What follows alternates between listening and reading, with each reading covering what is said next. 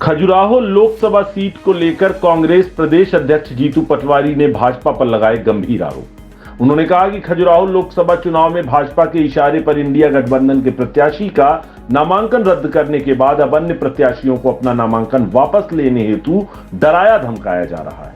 दरअसल ईमानदार पारदर्शी चुनाव व्यवस्था से भाजपा का भरोसा उठ गया है, इसलिए देश लोकतंत्र और संविधान की अवमानना का सबसे गंभीर दौर देख रहा है। खजुराहो का यह घटनाक्रम इसी तानाशाही का हिस्सा है। कांग्रेस प्रदेश अध्यक्ष जीतू पटवारी ने आरोप लगाया कि खजुराहो में समाजवादी पार्टी की उम्मीदवार का नामांकन निरस्त कराए जाने के बाद भाजपा मैदान में उतरे अन्य उम्मीदवारों को डराने धमकाने में जुटी हुई है। जिस तरह की हरकतें पंच और सरपंच के चुनाव में होती हैं, वैसी ही हरकतें भाजपा देश की सबसे बड़ी पंचायत लोकसभा चुनाव में कर रही है। खजुराहो कलेक्टर भाजपा के नौकर और कार्यकर्ता के रूप में काम करने लगे हैं। बचे हुए प्रत्याशियों को डराया धमकाया जा रहा है, उनका अपहरण किया जा रहा है। चलिए आपको सुनाते हैं जीतू पटवारी ने क्या कुछ कहा है। ऐसा है कि ये फॉरवर्ड ब्लॉक के प्रत्याशी है आदरणीय आर.बी. प्रजापति जी।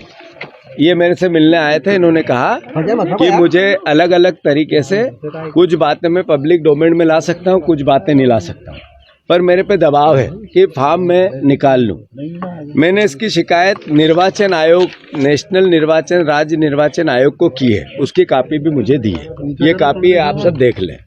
उसके बाद ये मध्य प्रदेश के जंग बहादुर गिल, मध्य प्रदेश के अध्यक्ष हैं ऑल इंडिया फॉरवर्ड ब्लॉक के, उन्होंने भी निर्वाचन आयोग को जो शिकायतें दी कि ये गिल साहब आदरणीय स्वतंत्रता संग्राम सेनानी परिवार से है, इन्होंने भी वो कापियाँ भी शिकायत में यही कि हमारे प्रत्याशी को डराया धमकाया और प्रलोभन दिए जा रहे हैं। 2 दिन पहले समाजवादी पार्टी के प्रत्याशी का नामांकन निरस्त कर दिया।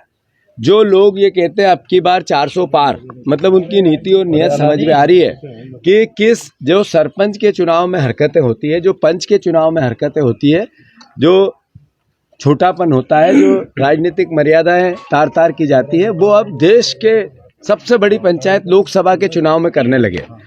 किस तरीके से पर्चा निरस्त करवाया गया, कलेक्टर नौकर के रूप में काम करने लगा, बीजेपी के कार्यकर्ता के रूप में काम करने लगा। वो कानूनी प्रक्रिया है, उसकी लड़ाई लड़ी जाएगी।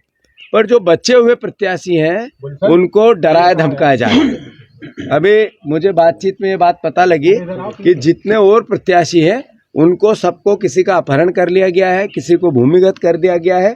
कोई जमीन पे नहीं घूम सकता है, पब्लिक डोमेन में नहीं आ सकता, मीडिया में नहीं आ सकता है। अगर ये बात गलत है तो मैं भारतीय जनता पार्टी को चुनौती देता हूं कि जो प्रत्याशी हैं अभी बचे हुए, वो आज पब्लिक डोमेन में नहीं है तो वो कहाँ हैं? वो मीडिया के सामने नहीं है तो कहाँ हैं? क्या बीजेपी के जो अध्यक्ष हैं वो बिहारी स्टाइल में, या मैं माफ करें जो फिल्मों में हम देखते हैं उस स्टाइल में चुनाव लड़ना चाहते हैं कि अपहरण कर लो, पैसे से खरीद लो, डरा लो, धमका लो, अलग अलग तरह के प्रशासनिक यातनाएं दे दो और कैसे भी सबके फॉर्म निरस्त करवा लो और फिर मैं चुनाव जीत के आ जाऊं? क्या भारतीय जनता पार्टी का देश के प्रधानमंत्री आज आ रहे हैं जबलपुर, इस तरह का देश बनाना चाहते हैं आप? इस तरह का नया भारत चाहिए था? ये तीनों पत्र मुझे सम्मानित एक प्रत्याशी ने दिए हैं फॉरवर्ड ब्लॉक के, जिन्होंने उनने शिकायत की, आरोप लगाए कि मुझे प्रलोभन भी दिया गया और अलग अलग बातों से कह गए कि आप पार्टी में आ जाओ, फॉर्म निकाल लो, प्रत्याशी के समर्थन में आ जाओ। क्या इस तरह की लोकतांत्रिक मर्यादाएं हैं? ये बीजेपी के सामने सवाल खड़ा होता है। अगर मेरा आरोप है एक भी प्रत्याशी ने फॉर्म निकाला और एक भी प्रत्याशी जो जमीन पे दिख नहीं रहा है, पब्लिक डोमेन में दिख नहीं रहा है, चुनाव लड़ने वाला घर में नहीं बैठता है, भूमिगत नहीं होता है, पब्लिक में रहता है, अगर नहीं हो रहा है तो बीजेपी उन लोगों को किस तरीके की तानाशाही पूर्ण रवैये से, गुंडागिर्दी से, अपहरण करके, भूमिगत डरा के धमका के इस तरह का चुनाव जीतना चाहती है। तो इस तरीके से अब की बार 400 पार होंगे, ये हमारा आरोप है।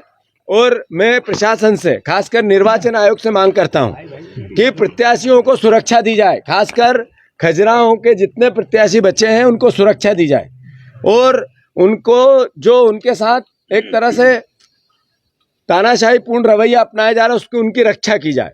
अगर निर्वाचन आयोग ये नहीं करता है तो जैसे निर्वाचन आयोग पे पक्षपातपूर्ण आरोप लग रहे हैं वो सही साबित होंगे। मैं फिर से आदरणीय बहादुर सिंह जी को भी सुरक्षा दी जाए, प्रजापति जी को भी सुरक्षा दी जाए और बाकी लोगों को भी सुरक्षा दी जाए। अगर ऐसा नहीं करते हैं तो निर्वाचन आयोग भी कठपुतली के रूप में काम कर रहा है, ये एहसास फिर से एक बार होगा। धन्यवाद। Bharatiya Janata party sir